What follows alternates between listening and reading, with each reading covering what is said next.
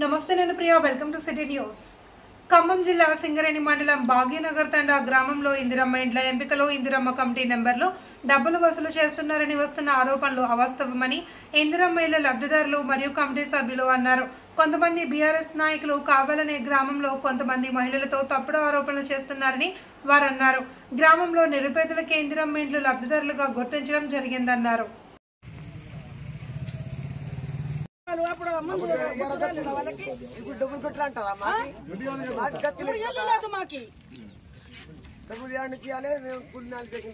మందు పట్టుకుంటారా చాలా పేరు బదనాలు చేస్తారా వాళ్ళ మీద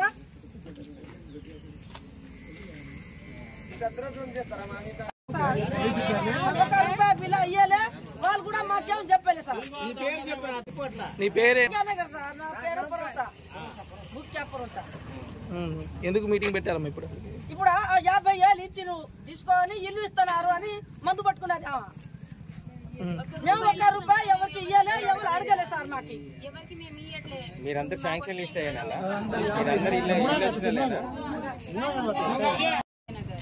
ఇక్కడ ఎవ్వరు మా కాడ రూపాయి అడగలే సార్.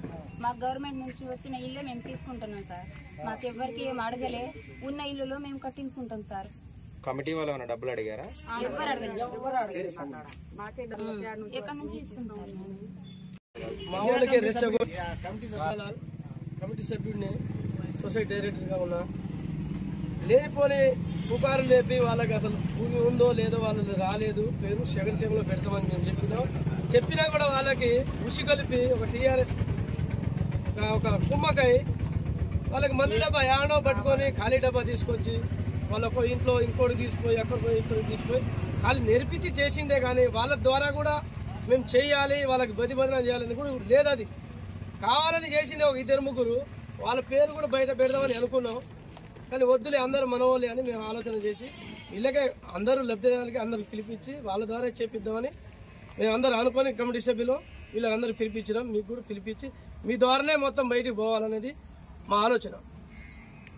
మా మీద ఆరోపణలు భీముడు నేను ఇందిరమ్మ కమిటీ నెంబర్ని ఇప్పుడు ఏంటంటే మా మీద లేనిపోయి ఆరోపణలు వస్తున్నాయి. డబ్బులు తీసుకుంటారు, ఇల్లు ఇస్తారు, అది కావాలని టీఆర్ఎస్ మీడియాలో పెట్టుకున్నారు. ఒకటి ఆయన కావాలని చేస్తాడు. మామూలుగా నువ్వు ఒక మిత్రుడు 50 అని ఫోన్ చేస్తే నన్ను ఎమ్మెల్యే గారి అని చూడు బెదిరిపని రాస్తాడు. ఇది మాకు జరుగుతున్న ఇష్యూ. 20 శాంక్షన్ 20 బాధ్యతలు ఎవరికి ఇచ్చిర్రు? ఒక్క నిమిషం అమ్మ. అదే మందు బాటిల్ తీసుకొని తాగిన వాళ్ళు నా దగ్గరికి 2 రోజులు వచ్చారు. ఈ లిస్ట్ లో రాకపోతే సెకండ్ లిస్ట్ లో వస్తుంది. అదే ఈ లిస్ట్ 70 మంది లిస్ట్ పంపించాము. 55 శాంక్షన్ అయ్యాయి. అందులో బై మిస్టేక్ ఎవరు పోయినా మిమ్మల్ని నెట్టేస్తాం లోపలికి, మీరు కట్టుకోండి. మాక్సిమం ఇంతమంది కట్టుకోలేరు కదా. ఇప్పుడు ఈ దావా ఉందా వీళ్ళ దగ్గర? బిల్డింగ్ మీద బిల్డింగ్ ఉందా? వీళ్ళ దగ్గర 50,000 దోచుకుంటాం మేము. ఇచ్చేవా వాళ్ళ దగ్గర 50,000 ఉందా? అదే 50,000 ఉంటే వాళ్ళకు రూమ్ కట్టుకుంటారు కదా.